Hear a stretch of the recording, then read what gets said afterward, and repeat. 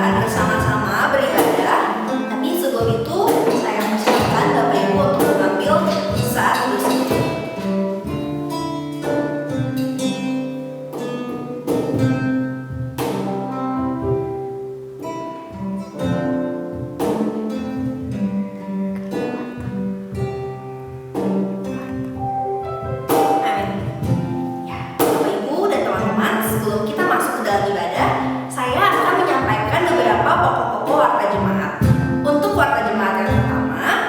Ibadah yang kita lakukan pada pagi hari ini merupakan kerjasama Majelis Sinode dan Lifeline Pasundan Ministry untuk semua jemaat GKP. Lifeline Pasundan Ministry adalah wadah persekutuan dan pembinaan generasi muda gereja, khususnya mahasiswa dan mahasiswi GKP yang berada di daerah Bandung. Kemudian warga jemaat yang kedua, untuk persembahan yang kita himpun pada hari ini dapat diserahkan kepada majelis jemaat gerejanya masing-masing.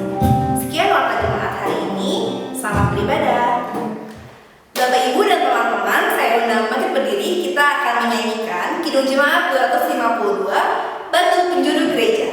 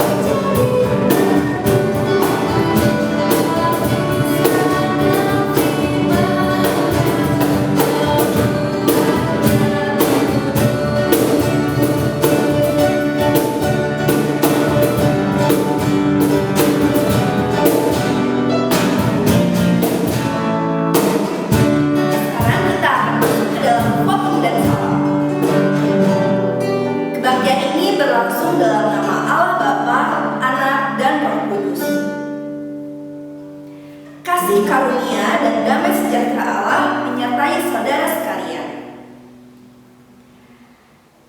Naskah bimbing ibadah kita pada pagi hari ini terambil dari Lukas pasal yang ke-24 ayat yang ke-33 sampai yang ke-34. Demikian firman Tuhan. Lalu bangunlah mereka dan terus kembali ke Yerusalem. Di situ mereka mendapati ke-11 murid itu. Mereka sedang berkumpul bersama-sama dengan teman-teman mereka. Kata mereka itu, sesungguhnya Tuhan telah bangkit dan telah menampakkan diri kepada Simon. Demikian firman Tuhan. Bapak, Ibu, dan teman-teman sekalian, mari kita naikkan doa syukur kita.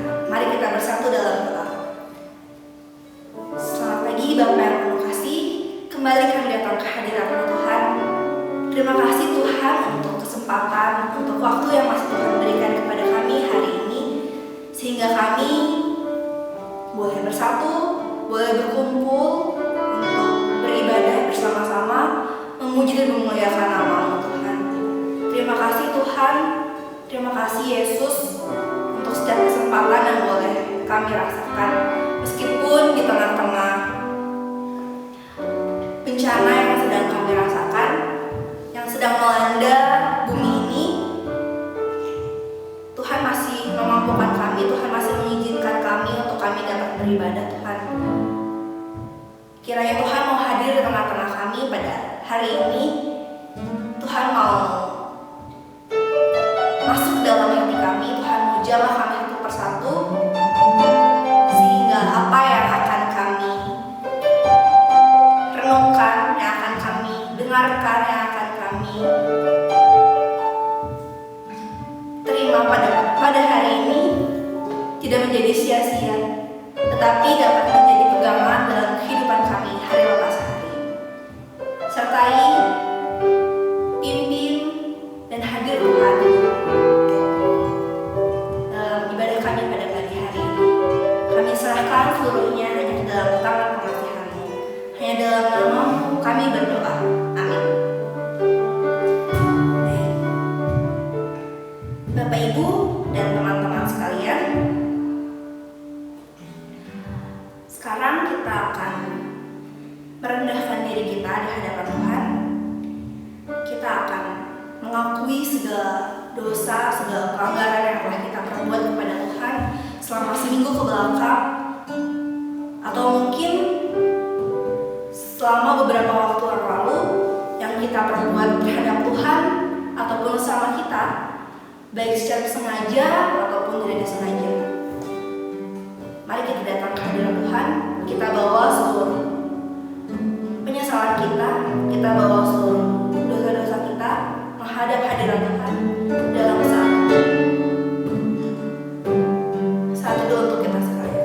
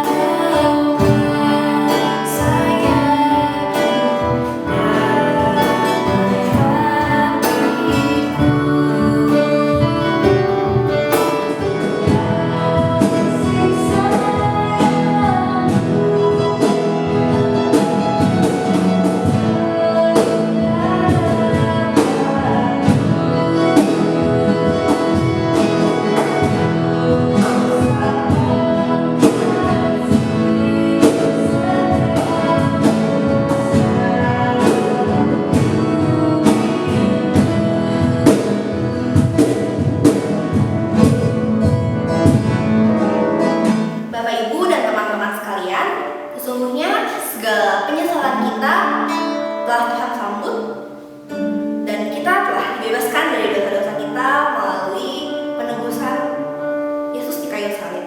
Untuk itu mari kita angkat pujian Dulu Ku Tertindih Dosa. Ku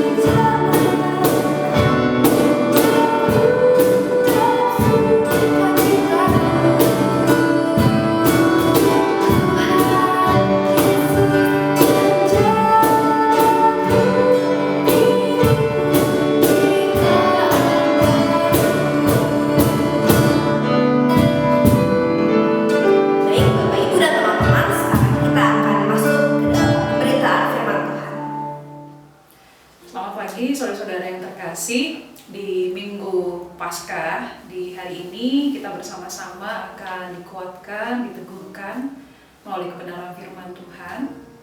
Dan sebelumnya mari kita berdoa sebelum kita membuka dan membaca Alkitab kita. Mari kita berdoa. Kami sungguh bersyukur kepada Tuhan jika Tuhan perkenankan kami saat ini untuk diteguhkan melalui kebenaran firman Tuhan. Karena betapa besar kerinduan kami untuk mengalami perjumpaan, pertemuan dengan saudara-saudari seiman kami. Namun di tengah situasi dan kondisi saat ini tidak memungkinkan bagi kami untuk bertemu satu dengan yang lain. Namun biarlah melalui perjumpaan kami di sarana yang disediakan saat ini, kami memohon pimpinan Tuhan agar ketika firman Tuhan menyapa kami, sungguh-sungguh menjadi berita yang menguatkan dan sekaligus meneguhkan iman percaya kami. Karena berita Paskah, berita kebangkitan Kristus itu akan sungguh mengubahkan kehidupan kami, baik kami sebagai pribadi maupun keluarga. Maka ketika kami akan membuka dan membaca Alkitab kami pada saat ini, kuasai kami dengan Roh-Mu yang kudus. Tolong dan topanglah kami agar kami sungguh menjadi pendengar, pelaku firman-Mu. Bahkan juga hamba-Mu ini yang akan menyampaikan kebenaran firman-Mu sungguh-sungguh dimampukan untuk melayankan, mewartakan sabda-Mu. Demi Kristus Yesus kami berdoa. Amin. Saudara-saudara yang Tuhan Yesus kasihi, bacaan pada saat ini di Minggu Paskah terambil dari Injil Lukas pasal 24 ayat 13 hingga ayatnya yang ke-35. Injil Lukas pasal 24 ayat 13 hingga ayatnya yang ke-35. Yesus menampakkan diri di jalan ke Emmaus. Pada hari itu juga 2 orang dari murid-murid Yesus pergi ke sebuah kampung bernama Emmaus yang terletak kira-kira 7 mil jauhnya dari Yerusalem. Dan mereka bercakap-cakap tentang segala sesuatu yang telah terjadi. Ketika mereka sedang bercakap-cakap dan bertukar pikiran, datanglah Yesus sendiri mendekati mereka, lalu berjalan bersama-sama dengan mereka. Tetapi ada sesuatu yang menghalangi mata mereka, sehingga mereka tidak dapat mengenal Dia. Yesus berkata kepada mereka, "Apakah yang kamu percakapkan sementara kamu berjalan?" Maka berhentilah mereka dengan muka muram. Seorang dari mereka namanya Kleopas menjawabnya, "Adakah engkau satu-satunya orang asing di Yerusalem yang tidak tahu apa yang terjadi di situ pada hari-hari belakangan ini?" Katanya kepada mereka, "Apakah itu?" Jawab mereka, "Apa yang terjadi dengan Yesus orang Nazaret? Dia adalah seorang nabi yang berkuasa dalam pekerjaan dan perkataan di hadapan Allah dan di depan seluruh bangsa kami. Tetapi imam-imam kepala dan pemimpin-pemimpin kami telah menyerahkan Dia untuk dihukum mati, dan mereka telah menyalibkannya. Padahal kami dahulu mengharapkan bahwa Dialah yang datang untuk membebaskan bangsa Israel. Tetapi sementara itu telah lewat 3 hari sejak semuanya itu terjadi. Tapi beberapa perempuan dari kalangan kami telah mengejutkan kami. Pagi-pagi buta, mereka telah pergi ke kubur dan tidak menemukan mayatnya. Lalu mereka datang dengan berita bahwa telah kelihatan kepada mereka malaikat-malaikat yang mengatakan bahwa Ia hidup. Dan beberapa teman kami telah pergi ke kubur itu dan mendapati bahwa memang benar yang dikatakan perempuan-perempuan itu, tetapi Dia tidak mereka lihat. Lalu Ia berkata kepada mereka, "Hai kamu orang bodoh, betapa lambannya hatimu sehingga kamu tidak percaya segala sesuatu yang telah dikatakan para nabi. Bukankah Mesias harus menderita semuanya itu untuk masuk ke dalam kemuliaannya?" Lalu Ia menjelaskan kepada mereka apa yang tertulis tentang Dia dalam seluruh kitab suci, mulai dari kitab-kitab Musa dan segala kitab nabi-nabi. Mereka mendekati kampung yang mereka tuju. Lalu ia berbuat seolah-olah hendak meneruskan perjalanannya. Tetapi mereka sangat mendesaknya, katanya, "Tinggallah bersama-sama dengan kami, sebab hari telah menjelang malam dan matahari hampir terbenam." Lalu masuklah ia untuk tinggal bersama-sama dengan mereka. Waktu ia duduk makan dengan mereka, ia mengambil roti, mengucap berkat, lalu memecah-mecahkannya dan memberikannya kepada mereka. Ketika itu terbukalah mata mereka, dan mereka pun mengenal dia, tetapi ia lenyap dari tengah-tengah mereka. Kata mereka seorang kepada yang lain, "Bukankah hati kita berkobar-kobar ketika ia berbicara dengan kita di tengah jalan, dan ketika ia menerangkan kitab suci kepada kita?" Lalu bangunlah mereka dan terus kembali ke Yerusalem. Di situ mereka mendapati ke-11 murid itu. Mereka sedang berkumpul bersama-sama dengan teman-teman mereka. Kata mereka itu, "Sesungguhnya Tuhan telah bangkit dan telah menampakkan diri kepada Simon." Lalu kedua orang itu pun menceritakan apa yang terjadi di tengah jalan dan bagaimana mereka mengenal dia pada waktu ia memecah-mecahkan roti. Demikian pembacaan Alkitab kita pada hari ini. Yang dikatakan berbahagia ialah setiap kita yang dengan sungguh mau mendengar memelihara firman Tuhan di dalam hidupnya tiap-tiap hari. Terpuji nama Tuhan Allah kita. Haleluya. Saudara-saudara, ibu bapak yang Tuhan Yesus kasihi, bagaimana kabar kita pada hari ini? Rasanya kalau saya tidak salah hitung, kita sudah lebih dari 30 hari menjalani masa karantina atau isolasi diri.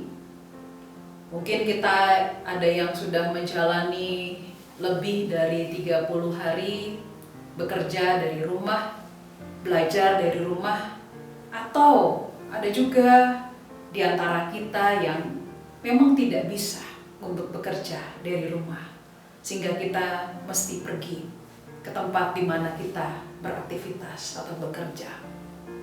Dan saya juga bisa bayangkan perasaan Bapak Ibu Saudara bisa campur aduk.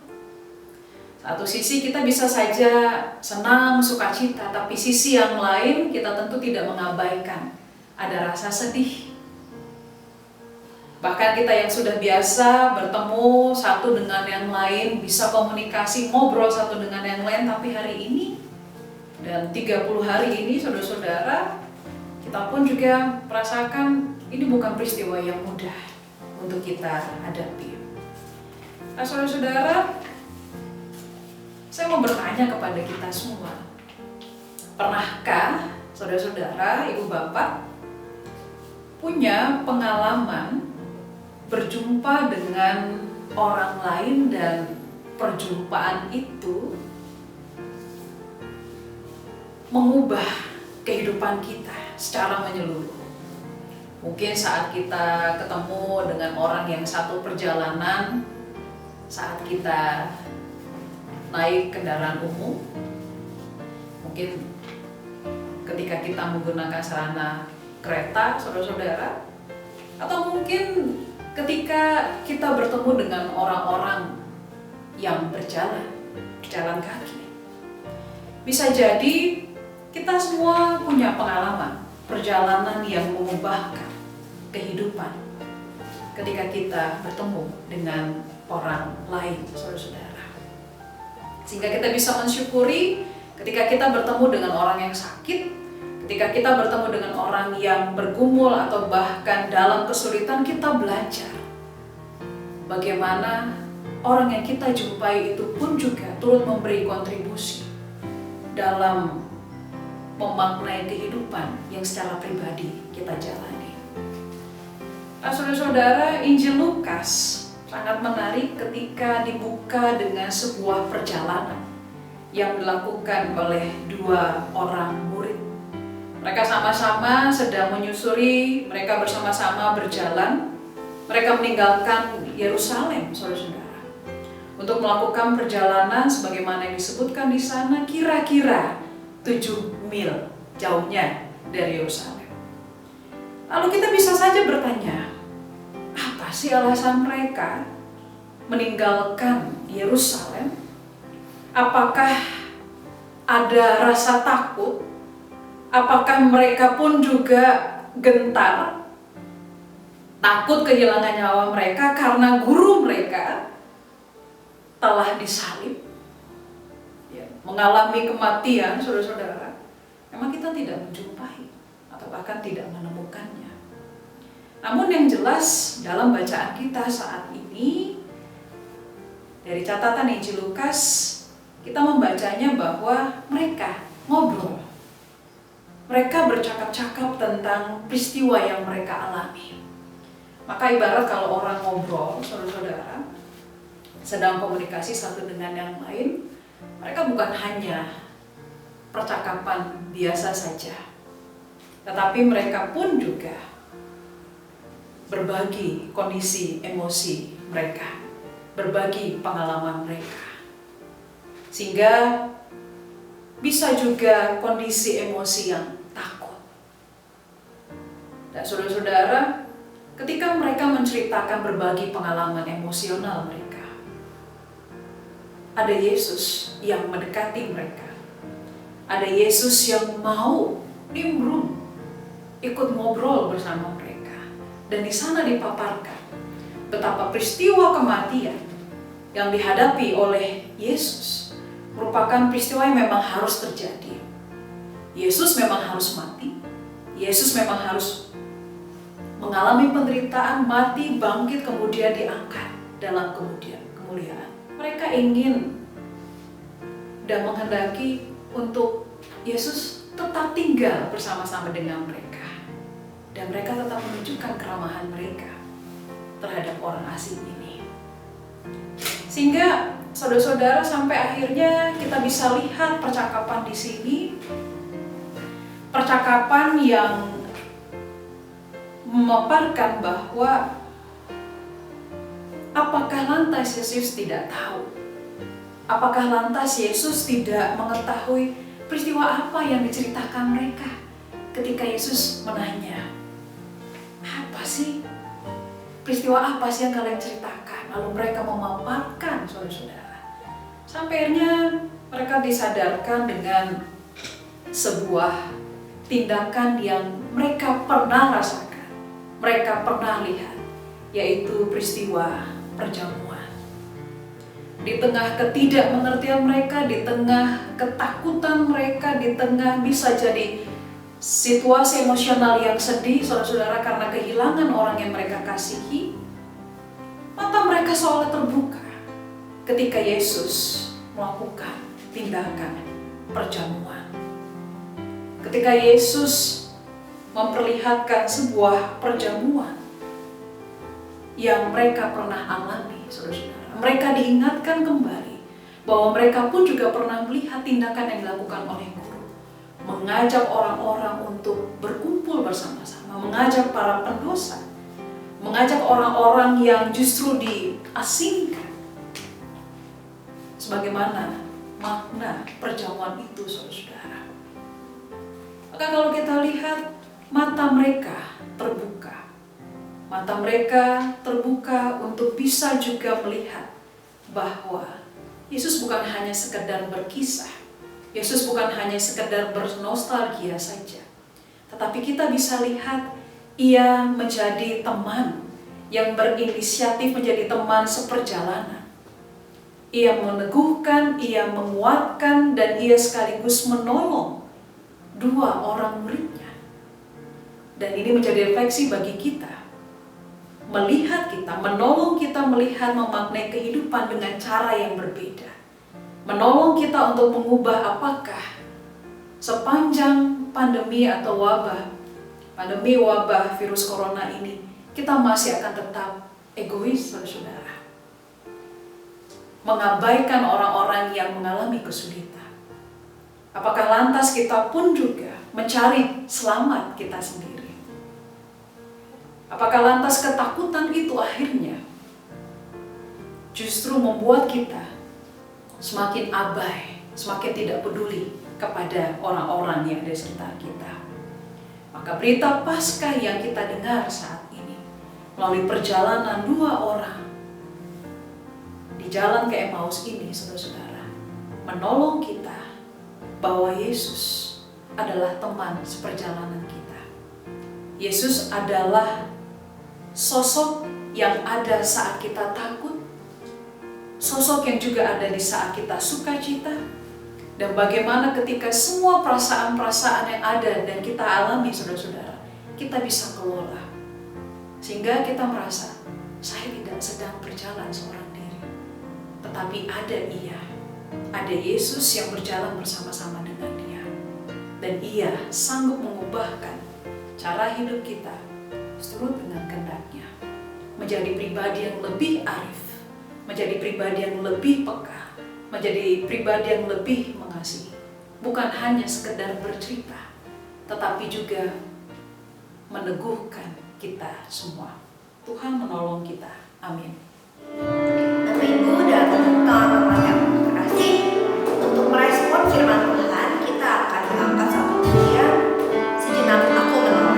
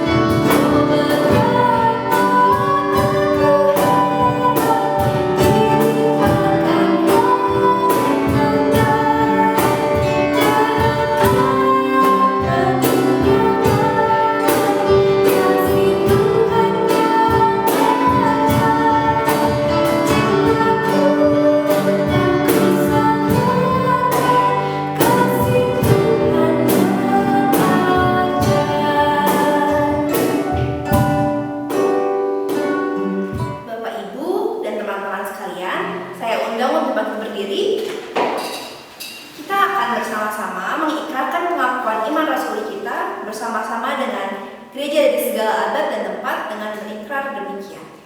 Aku percaya kepada Allah Bapa yang Maha Kuasa, dan langit dan bumi, dan pada Yesus Kristus Anaknya yang tunggal Tuhan kita, yang dikandung kepada Roh Kudus, lahir dari Maria, yang menderita sengsara di bawah Pontius Pilatus, disalibkan, mati dan dikubur, turun dalam kerajaan. Pada hari yang ketiga, keluar dari kubur, naik ke surga, duduk sebelah kanan Allah Bapa yang Maha Kuasa, dan dari sana yang akan datang untuk menghakimi rakyat ini. Aku percaya kepada Kudus, gereja yang bersatu, Tuhan orang kudus, ampun yang dosa, kebangkitan daging dan hidup yang kekal. Amin. Dipersilakan untuk duduk kembali. Kita akan bersama-sama bersatu dalam doa syafaat. Saudara-saudara yang Tuhan Yesus kasihi, mari bersama kita rendahkan hati kita. Kita akan menaikkan pokok-pokok doa syafaat kita dan nanti kita akan akhiri dengan mengucapkan doa Bapa kami bersama-sama. Mari kita berdoa.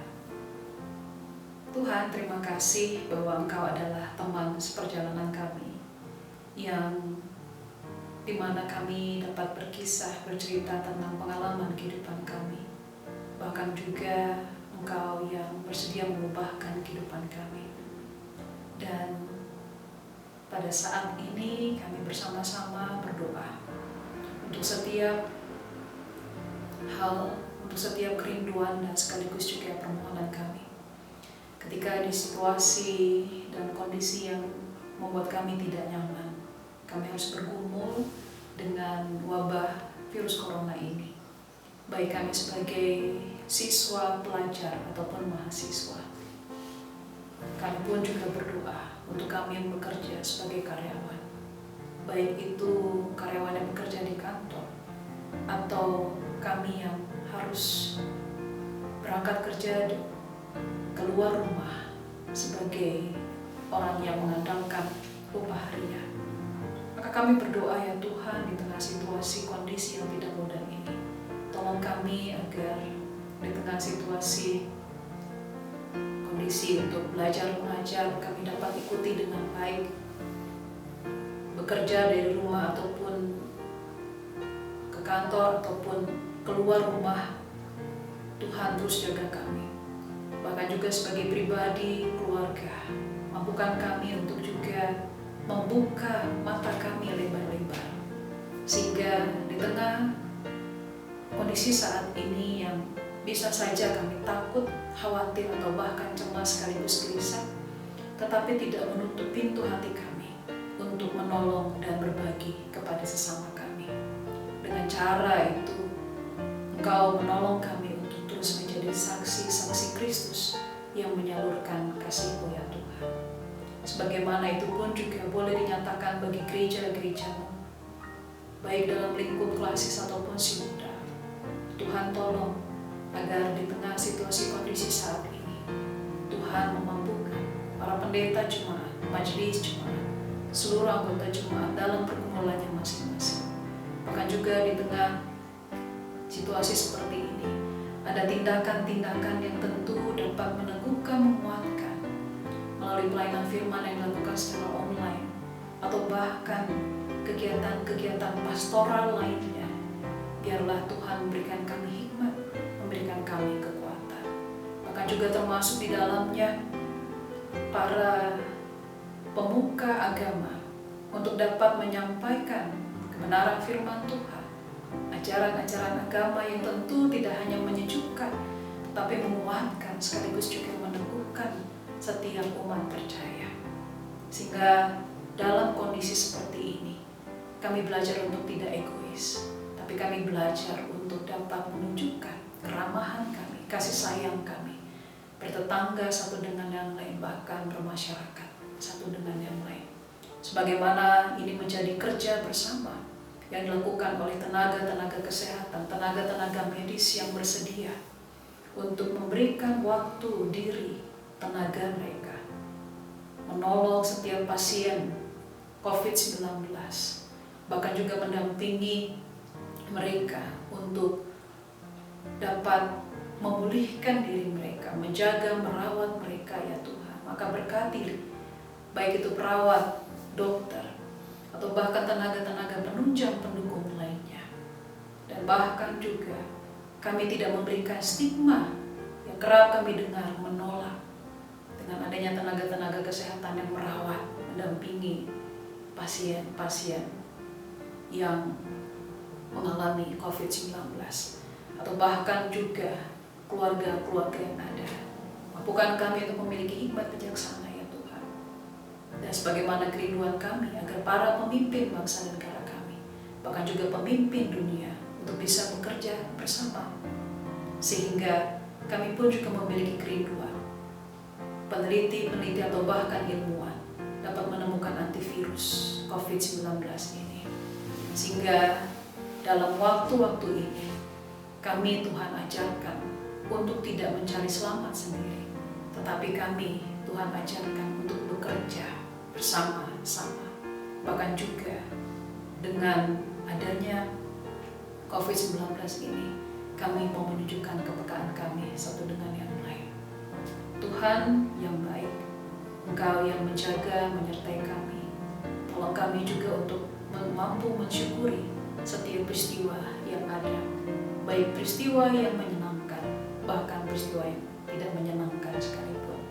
Ini doa kerinduan kami, Tuhan yang menolong dan menjaga kami, bahkan juga Tuhan yang ada bersama-sama dengan kami. Di dalam Kristus Yesus, dengarlah doa permohonan kami, dan di dalam nama Dia kami bersama berdoa, sebagaimana yang Yesus ajarkan kepada kami. Bapa kami yang di surga, dikuduskanlah namamu, datanglah kerajaan-Mu, jadilah kehendak-Mu di bumi seperti di surga. Berikanlah kami pada hari ini makanan kami yang secukupnya, dan ampunilah kami akan kesalahan kami, seperti kami juga mengampuni orang yang bersalah kepada kami.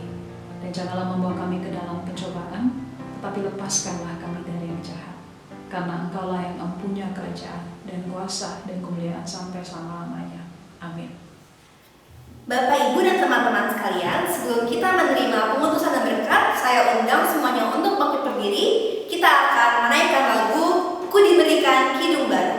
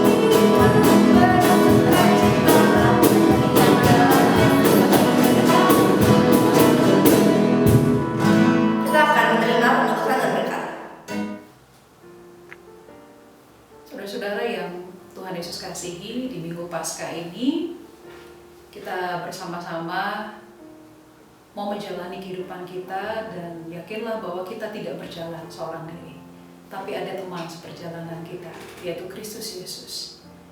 Maka ketika kita mengalami perjumpaan dengan Yesus yang bangkit, ada hal yang tentu mengubahkan kehidupan kita menjadi pribadi atau bahkan anggota keluarga yang semakin kuat dalam menjalani kehidupan kita di masa-masa mendatang.